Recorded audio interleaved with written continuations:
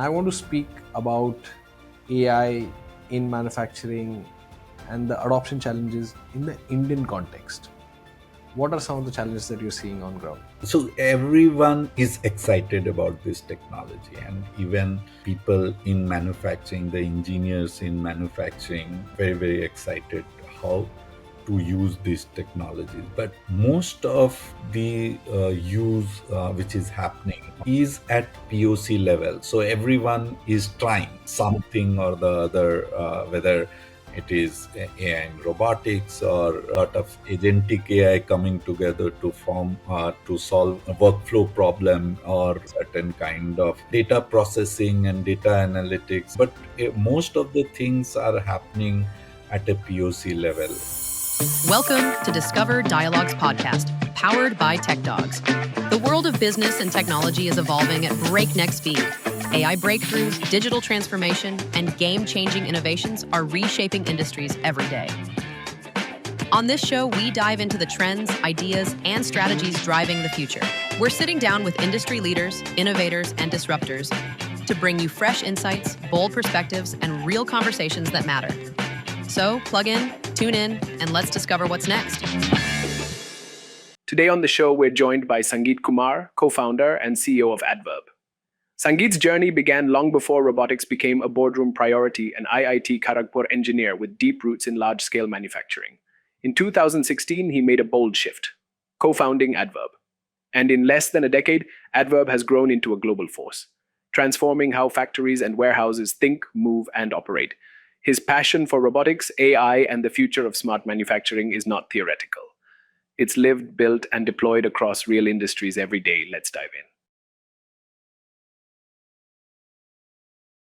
in. So, welcome to another episode of TechDogs Discover Dialogues. Sangeet, it's a pleasure to have you on the show today. Thanks, Vikram, for having me, and hope to have a great conversation with you. Absolutely. So, Sangeet, I think the first thing that I want to start off with is your professional journey. I think it's been it's been nothing short of remarkable, to be honest. I think you started off as an engineer with Gale, and then you were at Asian Paints, and now you're leading one of India's most, I think, respected automation and robotic companies, Adverb. And what stands out particularly for me is that it's really grown into a global name in smart manufacturing and then robotics, and you've kind of somehow blend that Indian innovation with world class engineering. So I want to kind of start off with uh, you know going back to where it all began, the foundation journey. Would love to hear it from you. I am an engineer. I graduated in 2002 and then worked for Gale India Limited. It was a refinery and worked for 2 years there. Learned a lot about how LPG is made, etc. And then moved to Asian Paints, and Asian Paints is the company or the workspace which made me what I am today. Because there the transformation happened from a chemical engineer. So I'm a chemical engineer Oh, interesting. to a civil engineer first, because we Okay. started building factories and lot of civil buildings in these factories, PEB, pre-engineered building, etc. Then a mechanical engineer, then instrumentation and controls, and then eventually robotics. When Asian Paints decided to build world's largest factories at single location, almost double the capacity what was present in US or in Europe or in Japan. That is when our automation journey started, and we used to visit all these factories.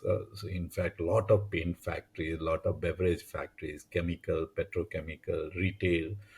I learned a lot from them, and started implementing it in India with all these robots coming from Germany, Japan, US, etc. Nice. That journey was there for 6 7 years when And many a times I used to feel that we can make all these products in India Right. for Indian conditions, because Hmm. even when these products came from developed countries, there was a learning phase in terms of the temperature, the Hmm. humidity, the culture, because finally automation has to interact with people, Right. and people have to use it. So True. True. and there will be certain kind of abuses, etc. So all those things, it was always a learning period, and I thought Hmm. we can make something more robust for Indian conditions. Hmm. And 2016, it was 2016, Startup India had come in just that year, and everyone was bullish about, yeah, we have to do something. And I thought many a times, even before 2016, I felt we can make all these equipments in India. Hmm. But it did not happen earlier. In 2016, it happened. All of us, all co-founders came together. All of Hmm. us were working for Asian Paints, and we came together and we decided to build a unique company Hmm. wherein, so a robotics world or automation world was moving towards two different directions. One was the flexible automation, and the Hmm. other was fixed and fast and for scale. And we thought the world needs, or the customer needs, more of a hybrid solution. And that is where we started building products, building the company. And that is how it started. It started from two rooms in Delhi, and these were rented place. 8, 10 of us were used to sit there and initially do some consulting, started going to the market, etc. And luckily for us, this is the time when e-commerce boom happened in India, with Amazon and Flipkart and Reliance investing heavily in supply chain infrastructure, and they became our first customers. And it was not, we didn't look back after that. It was, these companies built because their requirement of speed, reliability, agility is at a different level. And because we were a startup, we were a tech startup, and we wanted to do something really, really great for our customers, we were able to match that speed. And as I said, we were at the right time in the right place, and it helped us initially to grow very quickly. And the growth has not stopped after that.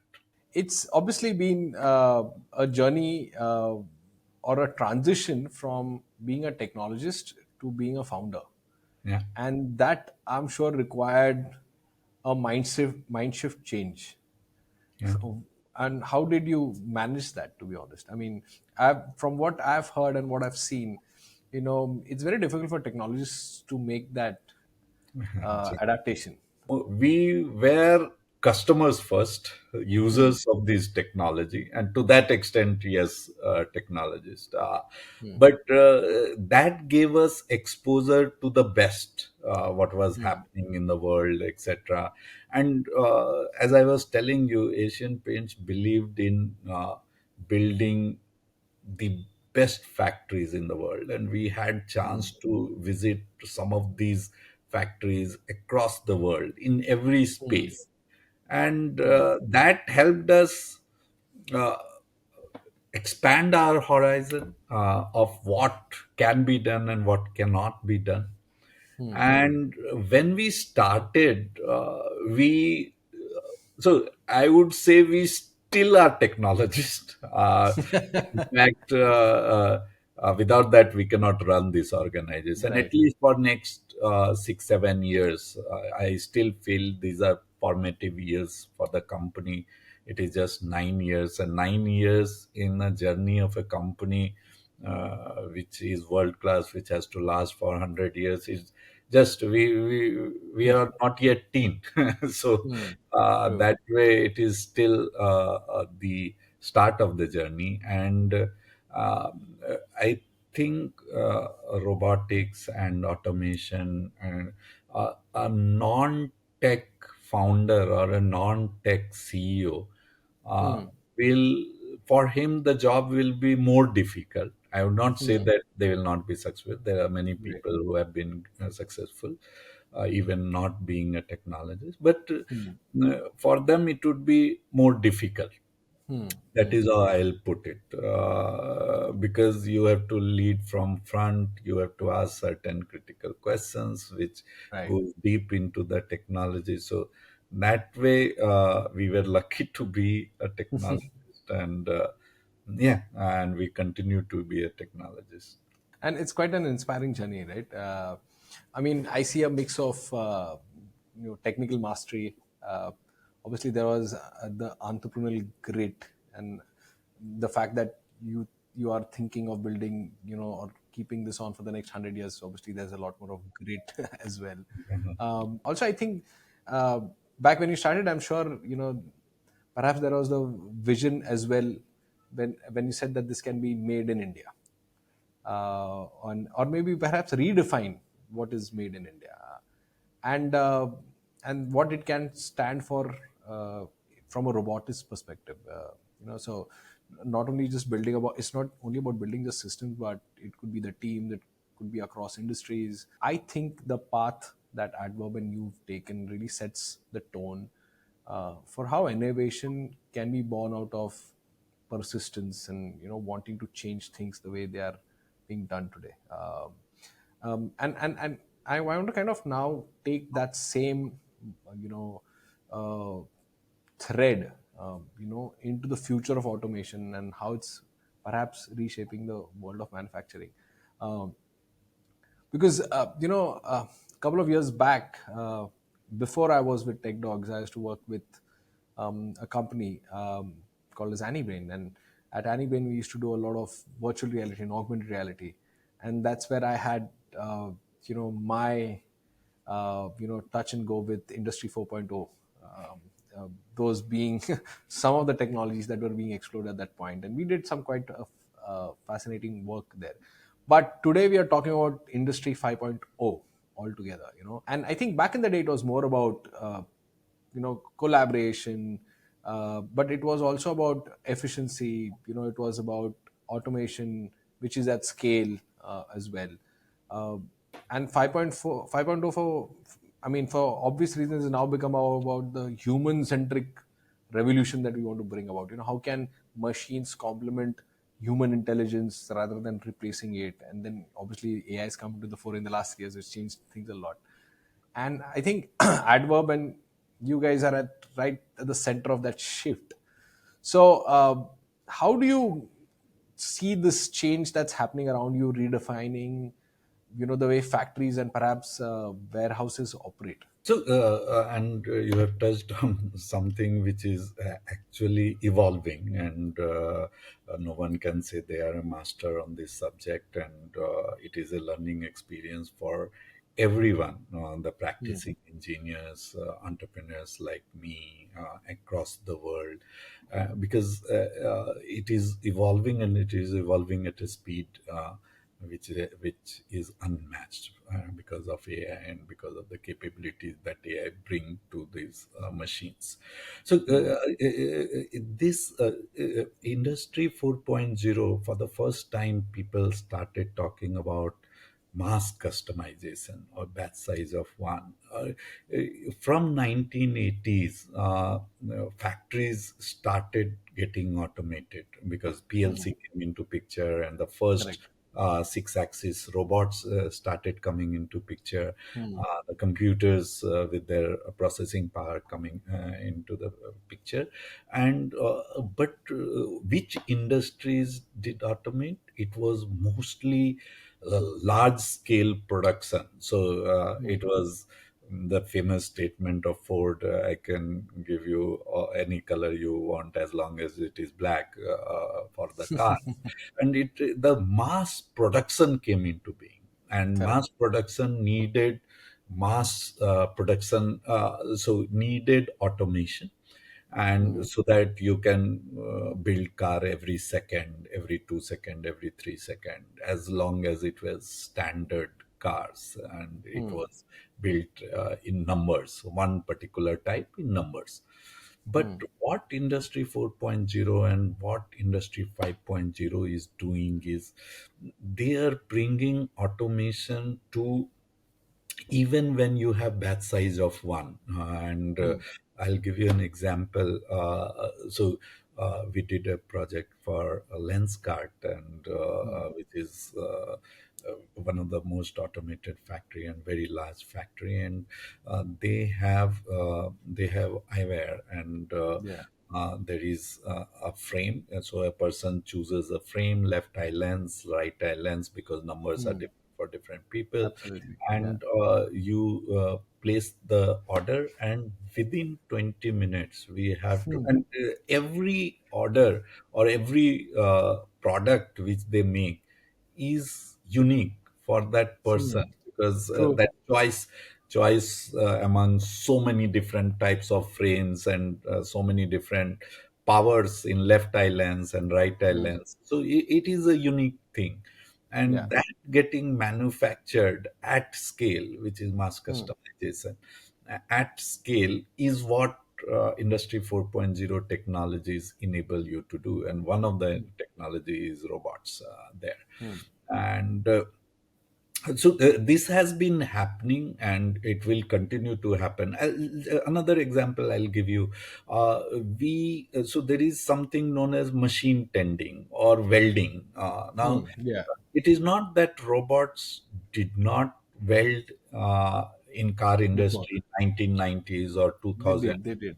But Yeah. what is different today is there you had 1,000 cars coming one after the other in front of that robot had to do one particular action, so go to a xyz position and then Correct. move around in a particular path Yes. and go to z1 position and do Correct. the welding, etc.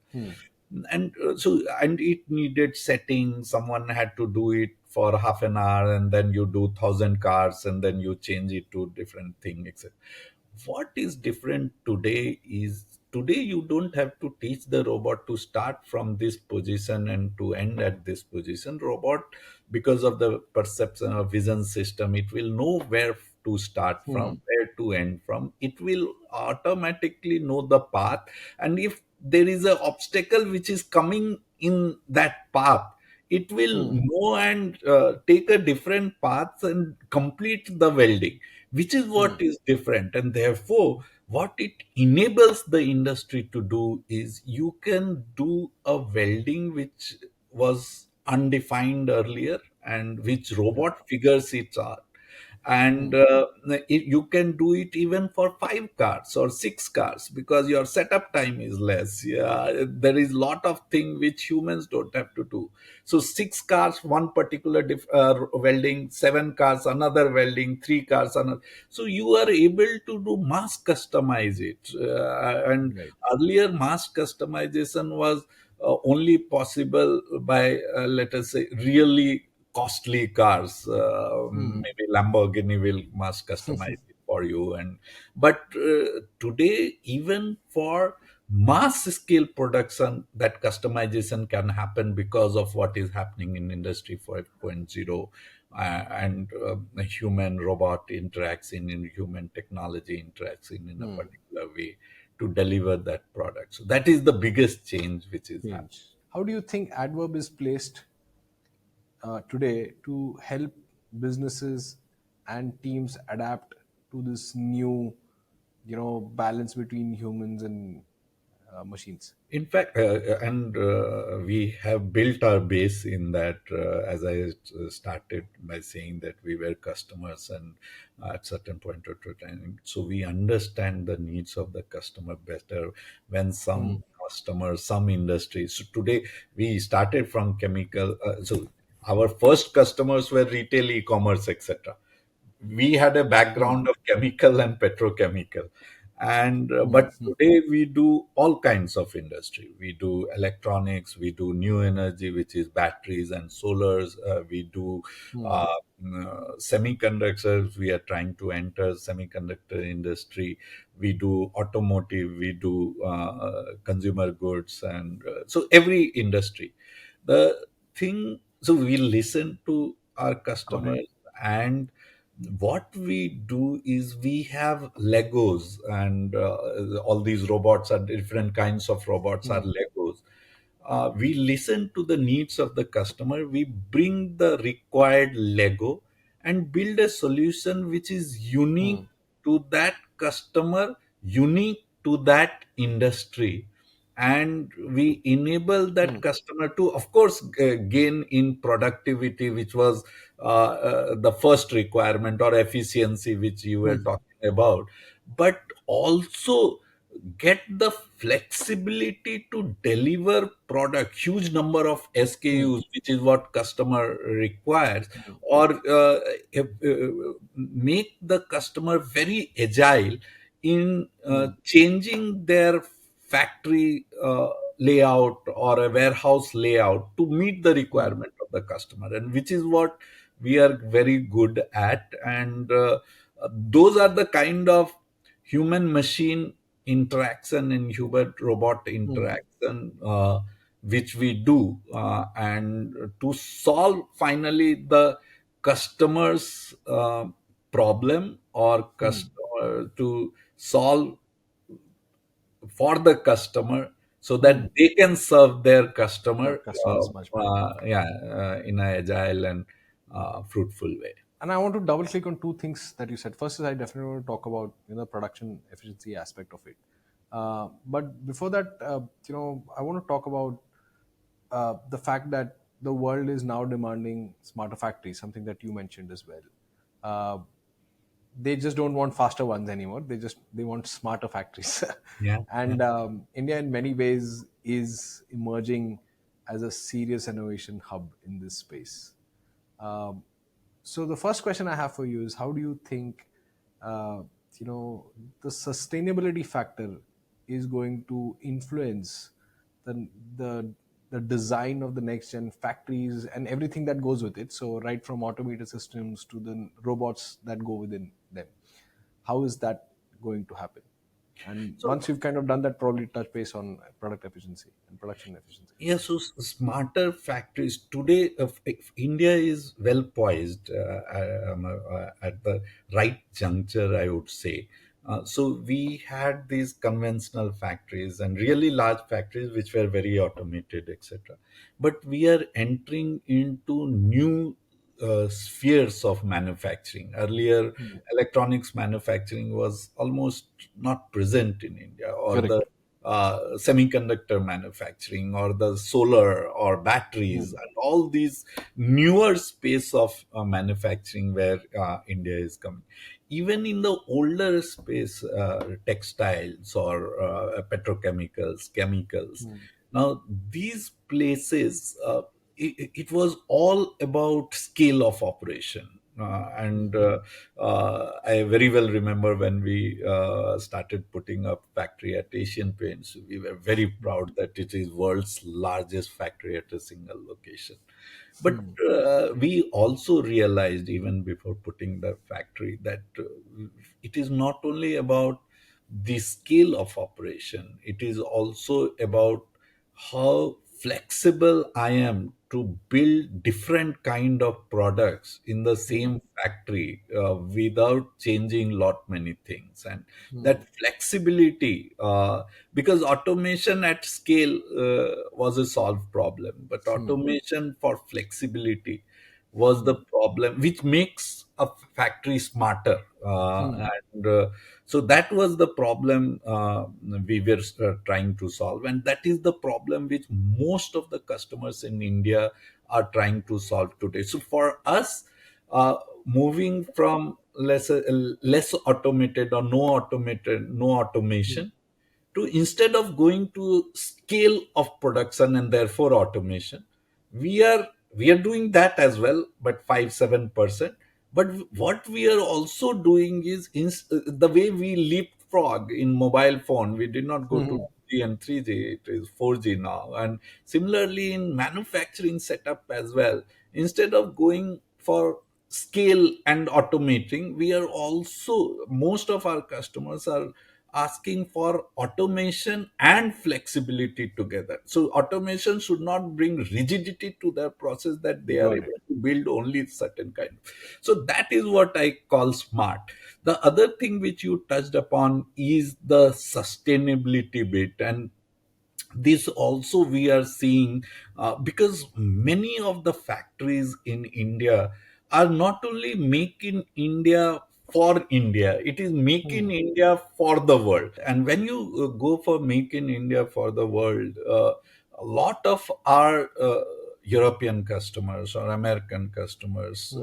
put lot of stress on how the products are built sustainably, Hmm. even the products which they receive at their end, what Hmm. kind of sustainability, what kind of recyclability is there for the Hmm. components of that product when the end of life comes.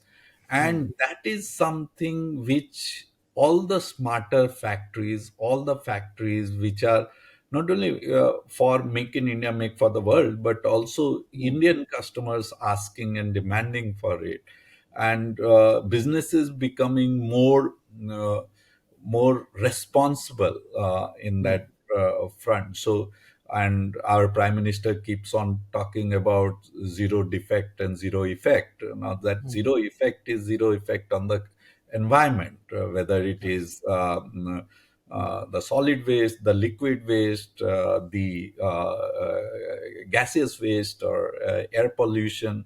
How does factories of tomorrow and factories which are getting built today are sustainable in that front? And I'll just Hmm. give you an example. We built our second factory, which is world's largest factory at a single location for robots. And there we said we will not bring any soil from outside, and we will manage it inside all the Hmm. terrains. We will build it so Hmm. that we have a rainwater harvest. There are 37 recharge borewell, so all the water which falls on the roof or Hmm. on the roads, it we Right. recharge it to the water table A, which gets then used by the in and around villagers. Hmm. We have completely things on solar. We have around 20,000 trees, and we have used Miyawaki technologies to plant trees. The whole Hmm. factory was designed in such a way that we did not cut a single tree which was Got it. already there in that land premise. So, and it is not only about us. Many companies like us who are putting up newer factories or even changing their older factories to become smarter and more sustainable factories. And my second question was more towards something that we touched upon, right? So, Industry 4.0 in many ways about production efficiency. Industry 5.0 is about how do you bring humans and technologies together. And it's an evolving space, right? So, Industry 5.0 is just coming into its elements. Is there a specific technology or a breakthrough you think that is going to change how we think about production efficiency moving forward? So, and people are talking about lights out factory, and where humans are not there. So, human Yeah, exactly. machine collaboration or interaction will be much, much lesser. And we had a chance to visit 2-3 such factories wherein people used to come after 7 days or after 10 Oh, days. is it Otherwise, the production keeps on happening and you don't need people to come. interesting? But that is at another level. Hmm. But most of the factories and the factories of future will have this human robot interaction and collaboration, or human machine, which is much wider term. Robotics is one's field. And the technology which is transforming it the most, I'll talk about two things. One, first from the robotics point of view, and then from the factory point of view. Robotics point of view, there is a different set of robot which is coming up, which is known as cobot or collaborative robot. They are Okay. known as collaborative robot because they can work in the same workspace Hmm. as human beings, Hmm. and work collaboratively with human beings, and some Hmm. work which humans are great at, human will be doing it. Another part of the work, to complete the same task, other part Hmm. of the work will be done by robots which are good at, and both will communicate to each other in different Hmm. ways. So that is one space which is rapidly growing. And in our space, so we built cobots, which is six axis robot, Hmm. but also mobile robot which can work with humans. So you don't need a fence separating Hmm. the humans with the machines, and that is something which is evolving rapidly. And it is because of the kind of sensor technology which is coming into picture. And Hmm. not only sensor technology, but software, which is computer vision or perception, or even the grasping technology, Hmm. or the tactile sensors which are coming in, which has the possibility of feeling, or when Hmm. it touches it, the machine has a similar feeling as humans. Hmm. And for humans, it is pretty evolved thing. So all the senses, Hmm. the five Yeah. senses, that is what machines are replicating, and it is Hmm. possible because of certain sensors, advancements Hmm. in certain sensors, MEMS, advancement in the software itself, and Hmm. whether it is generative AI, or physical AI, or Hmm. VLA, visual language action model, instead of LLM and VLM. These technologies are enabling a Hmm. different kind of interaction between the machines and Hmm. the humans, and therefore making the whole process more effective and productive. So which Hmm. is what today it is happening. Got And to answer your question, it is the sensor technology, the artificial intelligence, the it. Hmm. LLM, VLM, and VLA. Hmm. Humans can interact with machines by talking, by Hmm. seeing each other, and by uh, touching each other and sensing that touch. Absolutely. So all those Absolutely. three senses The senses. Yeah. comes into picture, and that is why they form a better team Team. uh, to do. And just imagine, because there was lack of certain technology and the work had to be done. uh, Hmm. Humans used to do it, but we were Yes. designed for that. Hmm. A lot of people used to have this muscular skeletal disorder, MSD, Got which it. is a very big problem in industrial space, because you do repetitive work and really hard work, etc. Hmm. But you have robots to do that repetitive, and what you are good at, cognitive thinking, etc., and Hmm. enabling the robots. So you work together to solve the problem for human beings, human consumption. Finally, everything is for human consumption. And I want to double click on something you spoke about, which is artificial intelligence. Obviously, uh, it's getting omnipresent everywhere now in many ways, and I'm sure it's kind of now creeping into manufacturing as well. And like any other industry, obviously there is there are adoption challenges. and I want to speak about AI in manufacturing and the adoption challenges in the Indian context. What are some of the challenges that you're seeing on ground? So first, so everyone is excited about this technology, and even people in manufacturing, the engineers in manufacturing, are very very excited how to use these technologies. But most of the use which is Hmm, happening or is at POC level. So everyone is trying true. something or the other, whether it is AI and robotics or whether there are a lot of agentic AI coming together to form to solve a workflow problem or Hmm, certain kind of data processing and data analytics, and therefore this is, but most of the things are happening at a POC level, hmm, and uh, some company, and it will happen, and some companies will fail in doing that, some companies hmm. will be Succeed. successful, and once those success stories comes out in public, and then people will replicate, and Hmm, it hmm, will move, which is what is happening in manufacturing. Okay, you do use all these LLMs etc for let us say in our case, we are building after sales module hmm, wherein customers can talk to this after sales module hmm, and yes. repair the machines in a Hmm, much better way, or order something spare hmm, parts, or those are some of the things where people are using it. But I would again say no, it is happening at a POC. This is in terms of how manufacturing firms in India are are imbibing. looking at. Uh, Yeah. but the providers of technology like us, Hmm, uh, our robots, so they had specific AI modules earlier.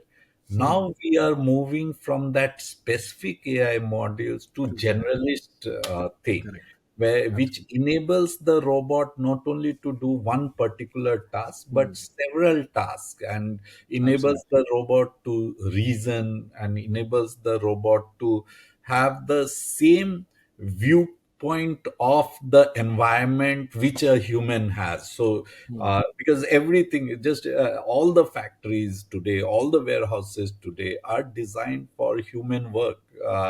It is not absolutely. designed for tasks. That task has to be done, but by whom? But by humans. Now Hmm, when that moment is arriving wherein people are thinking that this is a task which needs to be done, now who will do it is something which is being questioned, whether machines or robots or humans, or they collaborate with each other to do that task. So that is the phase we are in, and I think it is exciting time for right. companies like us to guide the manufacturing engineers that what is the best which is available today to do that task in Hmm. the most cost effective manner, in the most productive manner, in the most sustainable manner, and that is what is That's the happening. adaptation. Yeah, yeah, yeah. In fact, you touched upon a very good point because that's a debate and a conversation I think the industry at large is having. Uh, Workplaces and industries and shop floors have been designed for humans for the longest time, and then you have robots. Boston Dynamics did it. You guys have done it as well. You have a four-legged robot. Okay, and then you have the likes of the Teslas who are trying to build humanoid robots. Okay, now the question is, when you're designing for the future, okay, uh, why would you still go back to building humanoid robots and not revisit the idea or the notion of perhaps there's a better way of doing this and not designing them from a human perspective again? Very interesting question, and which we have been debating for last 2 years now. And in fact, today is the day when we launch Adverb.ai, and Nice. wherein you will see the four-legged robot, which is quadruped, 5 kg and 20 kg payload. We are also building 35 kg payload, and then humanoids which is biped robot or two-leg robot. Right. Now it is an important question whether these robots, because humans were in their evolution, they found out that the walking is not the best way, and therefore they imagine or invented or imagined wheels. And now Absolutely. we are saying, having developed the wheels, I will build a machine which will walk on the leg. But That's so true. and this is but it is also a fact, because you have legs, you are able to climb a stair. Maybe wheel is not that suitable to climb True. a place. And when you have workspace, you will have stairs. Okay, lifts can replace that, but there are places where you have advantage when you have legs or that form, and that is why humans have evolved in that way. And it is not something which has happened in 10 years, 50 years. It is 1,000 years journey of evolution, and which made us the best creature on earth to True. to do lot many things. So and that is why many people, but it is also a fact, if you go to the humanoid which we are building, we have legged humanoid, we have wheeled humanoid as well. So and even for quadruped, which is a dog robot, we Right. have legged version and we have wheeled version. So Right. taking the best of both the world, and but what a humanoid enables, or a robot which has a structure which is similar to maybe dog or a human being, is because finally human beings are social animal. We have to interact with them. And just imagine a robot, a humanoid with four legs interacting with you or working with you Yeah. side by side. You will always feel it is that creature, that horse with four. Yeah, yeah, yeah. It's more on the social acceptance levels, I think, perhaps. Social acceptance, as well as industry is using best of both the world. So, and it will keep on happening. People will keep on imagining different forms, which Yeah, true. even today we don't know. Let us say a sphere robot, which just moves around by rolling or Rolling. Yeah. jumping around. So it is a evolution phase. It is Slowly. a start of an era, and all these things are possible because of physical AI. So in the world of AI or LLM and VLM, these are all language and text and images and videos.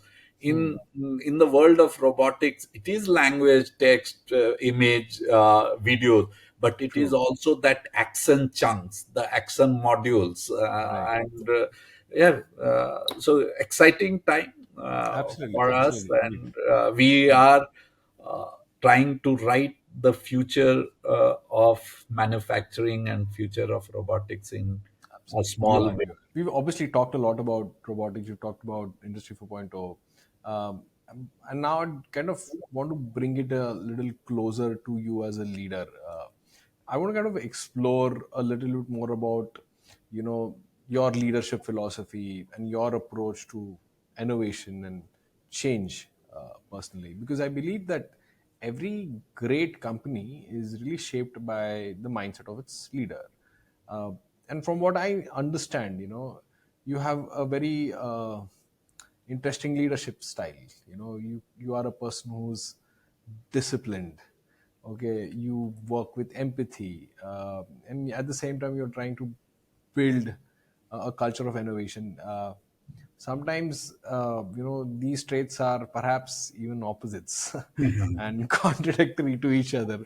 So I want to kind of build on something which kind of talks to our audiences in terms of if you were to share perhaps three pieces of advice with young professionals who aspire to lead someday, what would they be? To answer to your question, again, I am also evolving as a leader, and it will continue to happen. It is a lifelong journey. You shape your views, points, opinions as you experience things. But in my professional journey, when I was working in my previous organization and the last 9 years building Adverb, one of the thing which I have realized is the only way to succeed in an industrial or in a professional world is mm, how much you are able to trust your people, and how much uh, finally people build organization. True. And whether when I was working in my previous organization, I realized there were great set of people working together and collaboratively, and for a common goal, building the organization. And that is what we have tried to do in Adverb. Yes, our goal and our vision is larger than life, because you work at the cutting edge of technology, and therefore True. people come together.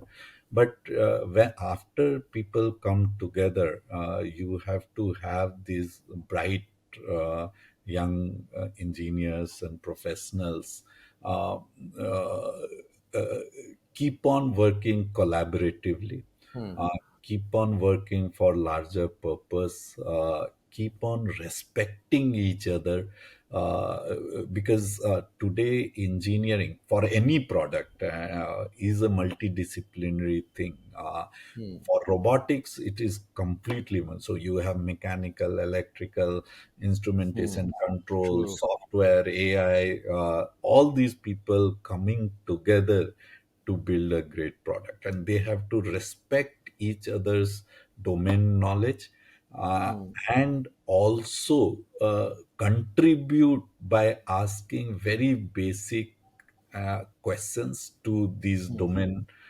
experts, so that you build something unique. And this is the culture which we have been promoting in our Nice. organization. Nice. We say you have to be courageous, you have to be people centric. And when I say people centric, it is about how you respect your colleagues, how you respect your juniors, how you respect your seniors. uh, it is about discipline, because finally you are in a manufacturing setup where to do right thing repeatedly requires a certain kind of discipline. So these are some of the things which Got I it. have learned in my journey, and I think it has helped me shape the organization. But as I said, we are just 9 year old. True. Everything is evolving from the startup world to becoming a mature company. That is the phase we are in, and a startup requires a different kind of leadership. Now, this transition or the change which you were mentioning requires a different kind of leadership, and once we become a mature organization, it would Organization. require a different kind of leadership. And we are as experienced individuals, we are trying to play that role, and in the process learning, and yeah. I think that was beautifully put, and I think honestly, it was very grounded. It was also very refreshing. What you said, because I think we are almost living in a world that kind of glorifies speed over substance. Especially when you're really trying to do things at scale and fast and the manufacturing space. So it was great to kind of hear that. So Sangeet, obviously, we've had a great conversation so far, and it kind of brings us to a full circle, in many ways, because we started with really understanding who, and what your journey was, and then how you've kind of, how do you look at the industry, what are you guys doing at Adverbs, How do you see what's going to happen in the future as well? And then finally, to what is the advice that you would love to give our audiences and future leaders wanting to join? So before we wrap up, what I would love to do is, I want to get to, make things a little light, get to know you on the personal side, the man behind the title, the man behind the technology. So coming up next is a quick rapid fire question round. So I want you to be instinctive, quick answers, no overthinking, just one words. Let me know when you are ready and we'll go for it. Yeah, we can go for it. I'll try to be as honest and as transparent as possible. But some of these questions I might have to think, and this is I Sure, may. sure. We'll give you about 2 seconds. All right. So, what's the first thing that you do every morning before you check your phone? I check my phone. The first thing which I do is I check my phone. But Okay. If you're not thinking about robotics, what are you thinking about? about people and how we can help people achieve their potential. They have huge potential in and around us in Adverb. I see great engineers and sometimes very motivated, but how do we channelize their Hmm. energy in the right direction and help them achieve what they are capable of? That is the thing which I think the most, apart from technology and robots. Are you a night person or a morning person? Morning person, so I wake up early and then yes, see mobile phone, and I read a lot, and Got it. so but digital content. Yeah.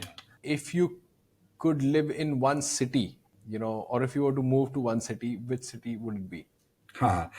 We stay in Delhi, and I like Delhi, though it has a lot of pollution and And traffic. all, all But the. But I like Delhi, and okay, there is the infrastructure, the energy of people, and but nice. when I was at Chennai, that was another city which I liked because Hmm, of simplicity and humility of people, nice. and I really liked. Chennai as well. What's your go-to comfort food after a long day? I like sweets, and You have a sweet tooth. which is not helping me. I like sweets. One tech gadget you can't live without. Mobile phone. I think we become I think, every one of us has become slaves to that device some way or yeah, the other. and the amount you can learn, and no, so two things: LinkedIn and YouTube. I Hmm, and there are so many good content, experiences of people, hmm, experiences in technology, what is happening in different hmm, research and development in certain college in US or in Japan or in even China for that hmm. matter. And Yeah, it is a great learning platform. learning. What's that one secret talent that you have that a lot of people don't know about? I can draw, and I can paint. Oh, nice. Yeah. Cool. And a couple of last ones before we let you go. If if there was ever a biopic movie made on you, who would you like to play your role? I would never want any movie to be made on me. That would But be a if it failure. were to happen, who would it be? That would be a failure as far as I am concerned. I want to live a life of an engineer. That would be the worst thing to happen to me. Okay. One local dish that you've tried abroad that completely surprised you. All Indian food, when I go to Germany or Japan, it has a different taste. Hmm. Whether it is paneer or whether it is chicken, it has a different taste. It is Hmm. not that spicy. It is. I don't like it, but yeah, that keeps on happening. Are you a mountain person or a beaches person? Beaches. Okay. Would you prefer long road trips or quick flights? Quick flights. And what's final one? What's your go-to way to unwind after a long day? I like listening to old in the movie songs, and Nice. yeah, and these songs really they have a lot of meaning. Every word has a Absolutely. meaning, and when you are alone, it helps you unwind. I was having a conversation with Jagdish Mahapatra, who's the MD for Google Cloud Security, based out of APJ Singapore, I believe. And he said the same thing. He said that the older classics have a charm, and to which I said, I think the newer ones have completely forgotten it. But they at least figured out that we have to take those songs and remix them and put them back so that they make some money. But I completely agree with you. I think the older music has a charm to itself. The younger generations probably have missed out quite a bit, but I'm hoping that they will listen to a lot more often, and then they'll understand what it meant. But great, Sangeet, this has been a fascinating conversation. So right from tracing your journey, from you being an engineer, to your vision of the whole human-machine collaborations, and the future of robotics. One particular thing that I thought at least stood out during our conversation is that you look at technology as something that empowers people and industries and organizations, as against uh, just it being a progression nature of it. So, uh, you know, I think it's something for everyone to kind of look at things from that lens. So, thank you once again for joining us today on TechDogs Discover Dialogues. I really appreciate this. Any parting words? Thanks, Vikram, for having me again. And I would say India needs technology companies like us uh, to be successful, and which can take technology from India, designed and made in India, to the world. And we have the capabilities. We have started believing in ourselves. But we have to start being uh, more confident and take these technologies to the world. So, All right. Thank you so much once again, Sangeet, for joining us. Thanks for tuning in. If you enjoyed this episode, subscribe on YouTube, Instagram, or your favorite podcast app. Catch past episodes and more at techdogs.com. See you next time.